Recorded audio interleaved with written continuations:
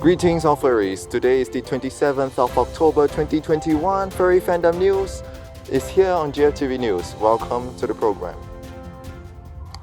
American convention Bewhiskered named their guest of honors for their edition this year. They are vaccine scientist Cheese and fursuit maker Eddie Bear. Attendee tickets are sold out. The convention is set to hold November 12th to 13th this year.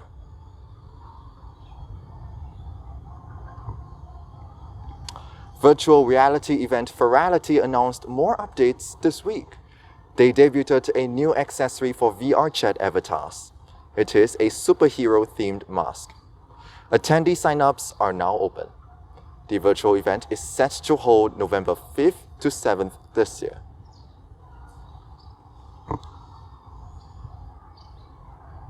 Well-known fursuit maker Hug Cacti is under fire.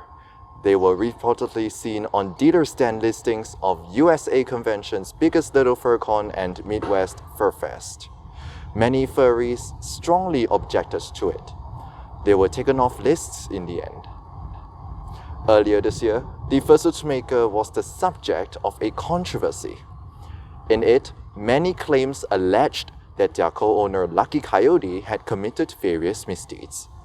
The issue became inconclusive as suspicion built up towards both parties. The fandom is still divided until today. Furries in space coming true soon. Furry gene research group Valpine Designs will soon attend the International Astronautical Congress in Dubai. The event focuses on space technology. Valpine Designs stand for the so-called freedom of form with genetic engineering. It is an idea in which humans can adjust their body however they like. Promoting this idea is CEO Daniel Davis, or known as Athermanatha Kitsune. He believes this would help people better express their inner selves. Okay, so in a nutshell, I started Vulpine Designs several years ago to work out how to develop a gene editing system that would be capable of enabling real-life transformation, but in the same system, the same process, also enabling solving genetic defects and diseases that have obviously affected many people, regardless of whether they're furry or not, for a very long time. Freedom of form is about people being able to represent their true inner selves in their biological form, in their physical form, however they want to do that, as long as it is not negatively affecting other people. In genetic engineering, organisms' DNAs are modified to achieve a preferred outcome. This is not new. It has been around since 1973, when scientists successfully made a gene-modified bacteria. Genetic engineering is used today in areas like agriculture, food, and medicine. Humans also used it to treat medical conditions, or in some cases, alter the genes of human embryos. It could be beneficial. A 2021 report says it could help conserve and restore biodiversity. But ethical worries are present.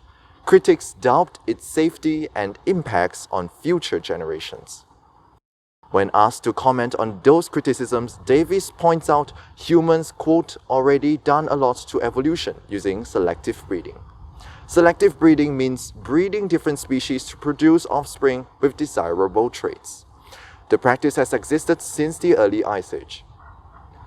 While Davis's work often intersects furry fandom, he is not just a furry. He is also an otherkin. Otherkins are people who say they are spiritually not all human. They instead identify with other beings, for example, animals. He says Vulpine Designs plans can help furries, specifically those with species dysphoria. Species dysphoria means believing that one's body is of the wrong species. Otherkin and furry communities intersect each other at times.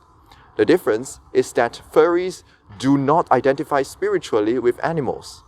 The animal characters furries use, called fursonas, represents someone they want to be if they are an animal. Now we know what Vulpine Designs does. Why are they going to an astronautical convention? Furries in space? You got to bear in mind that space is not exactly a very nice place for a living thing to be. And it's a real worry because anything could happen to the Earth.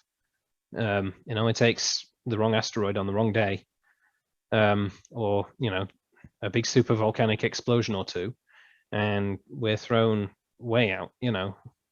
What's it going to take to get us out of this solar system?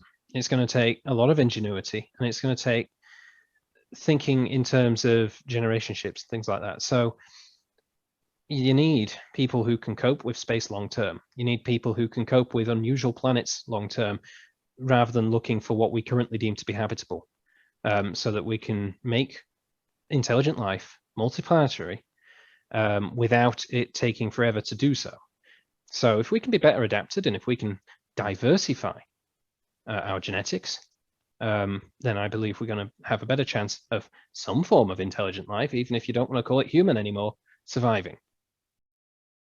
Studies on gene modification have advanced in the past decades. Pushing on this, Davis says he hopes his research can give more people ways to express themselves more. He adds, hopefully, it can prepare humans for the future. That's all for GFTV News. Subscribe to our Telegram channel or visit globalfurrytv.news.blog for more furry news updates. Have a great and wonderful fluffy day.